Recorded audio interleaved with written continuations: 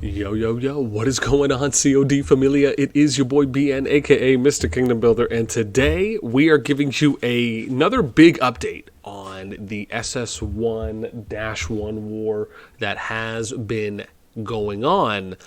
And there have been some interesting developments, right? So let's first start off and let me say this, right? I should, of course, even before. If you enjoy the content, make sure you sub, like, ring the notification bell, and of course, if you want to join and be a part of our conversation, hit up the Discord. You can find a link to that in the pinned comment description right down below.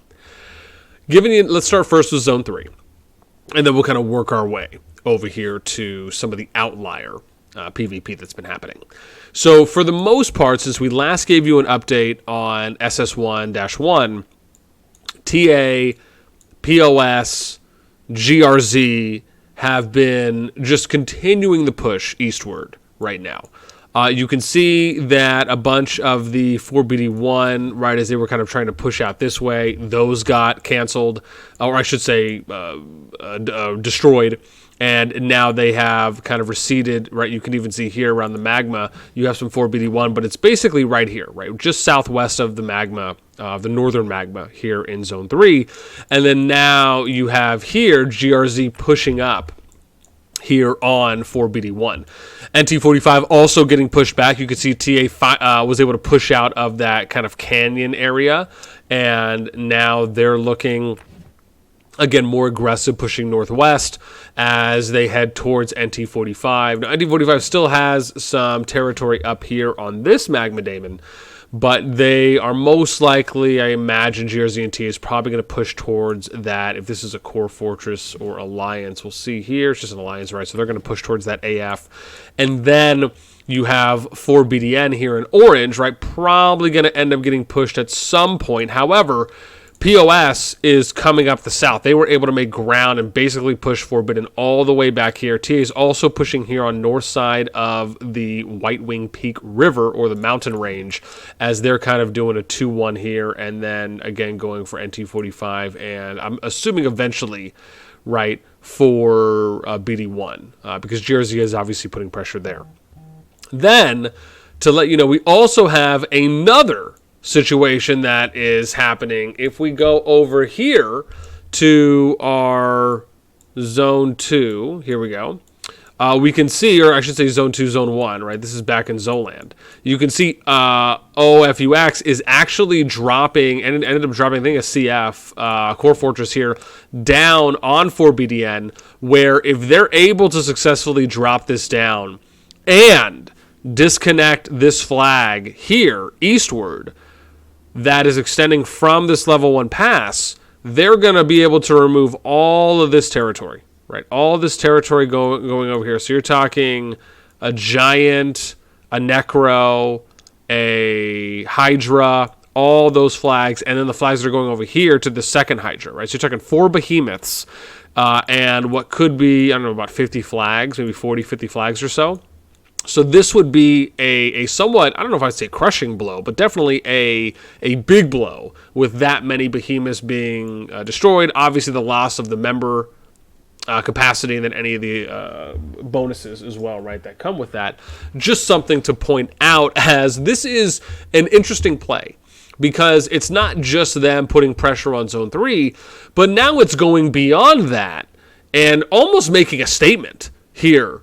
And depending on how you feel about that, good or bad or indifferent, they are really coming for the throat, right? They're going for that jugular punch at this point, where who knows if they're going to want to just keep pushing and just destroy the forbidden territory, and it's just going to be the members in that alliance that are left. Will they disperse? Will they have to disperse and go others?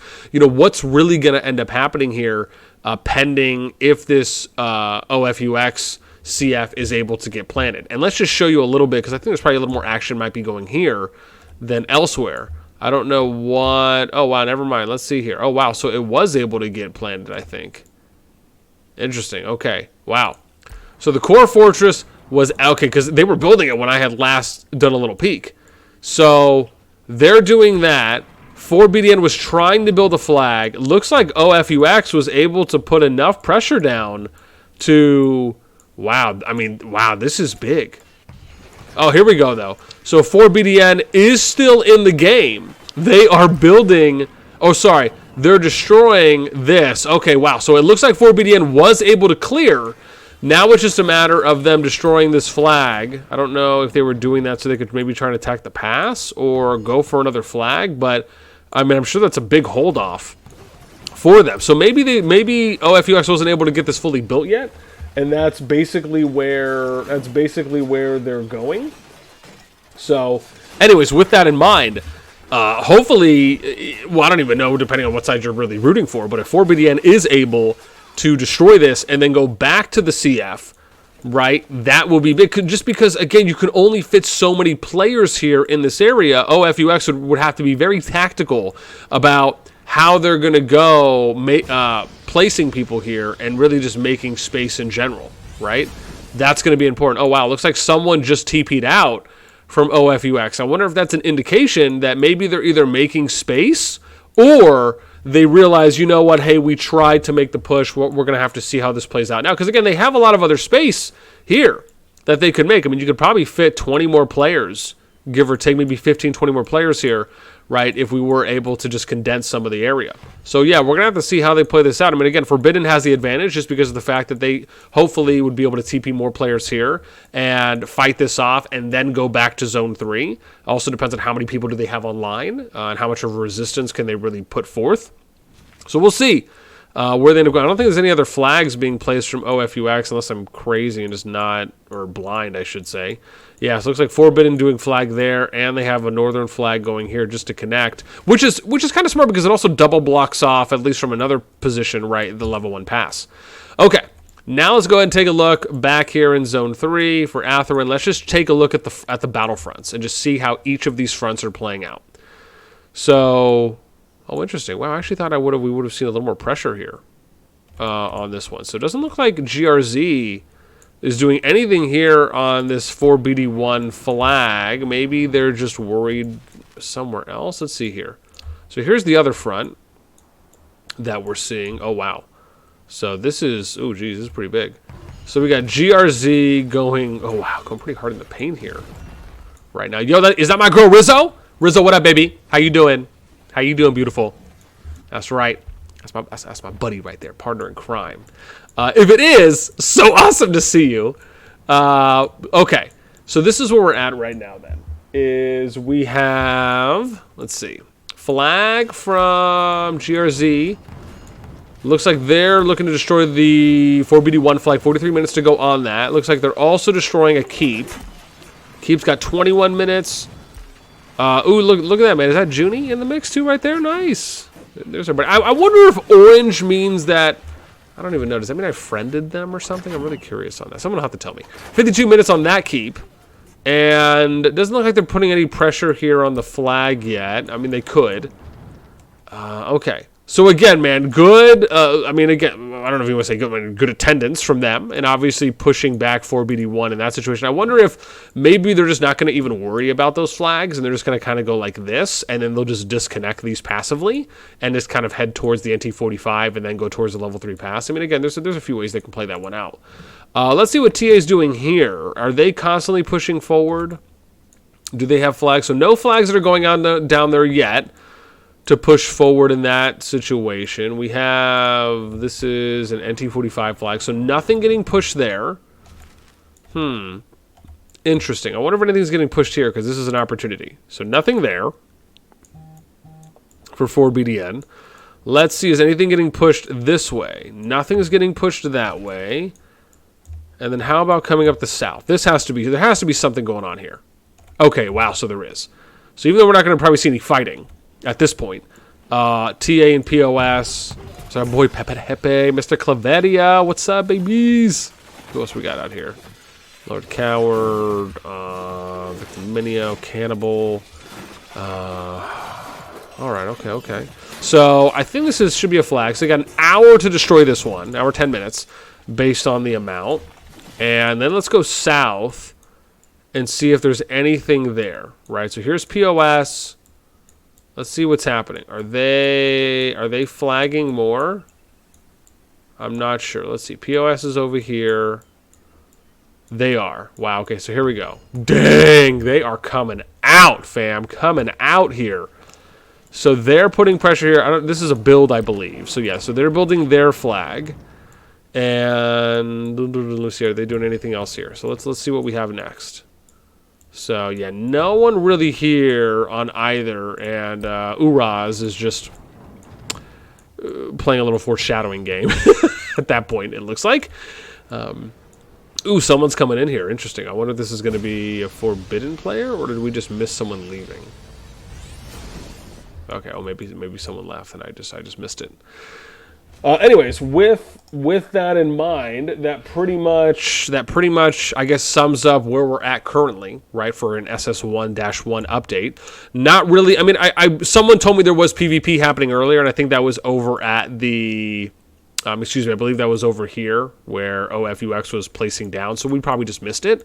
But yeah, I mean, at least the trend with where SS1-1 is going right now, maybe Forbidden can hold off that OFUX CF and end up maybe getting a destroy there, and then, you know, playing a little bit more safeguard. But the fact that that happened, I think, to me, spells a little bit more worry than some may think, because it's not, right, you think about it, when you're fighting in Zone 3, you're condensing all of your focus here. You're not really thinking of going outwards, right, for the most part. Now, tactically and strategically, if you have enough players to spare and you can fight on multiple fronts, then yeah, doing that is great, because it just discombobulates your enemies that much more, right? Because now they have to be more reactive to you being to your proactiveness. However, it also makes a statement that, you know what, nowhere is safe if they're willing to go and fight them there. So that could be something that maybe we start seeing, where the fight isn't now just going to be about Zone 3, but now we could look to Zone 2 and Zone 1.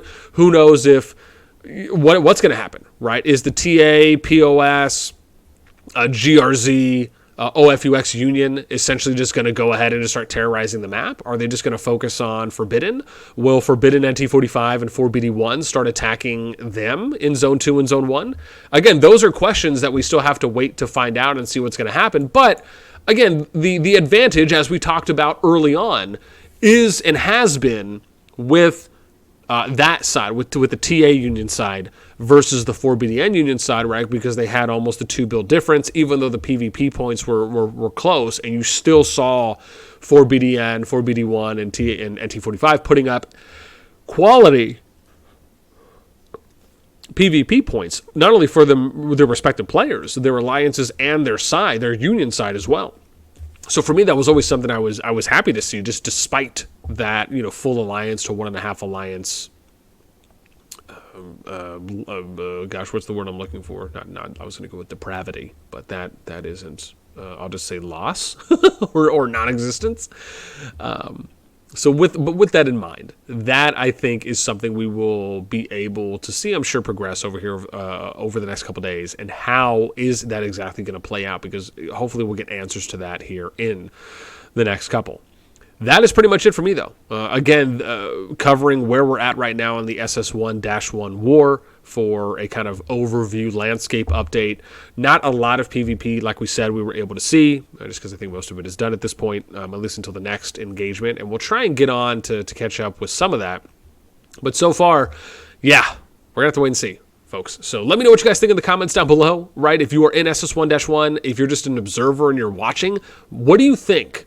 Right, because remember, this is the first merged kingdom between Kingdoms 1 through 4, and you're kind of seeing how this is playing out in a Season 2. Doesn't always indicate that this is going to play out the same way in your merged kingdom, right? This is just one way that it's happening here, but it is fascinating to me to see, because I love the storylines. I love what we're seeing happening, just kind of with with some of the war that was happening for a couple days. You know, we'll obviously have to try and see TA's Flame Dragon attempt whenever that ends up arising, so we'll try and get you that.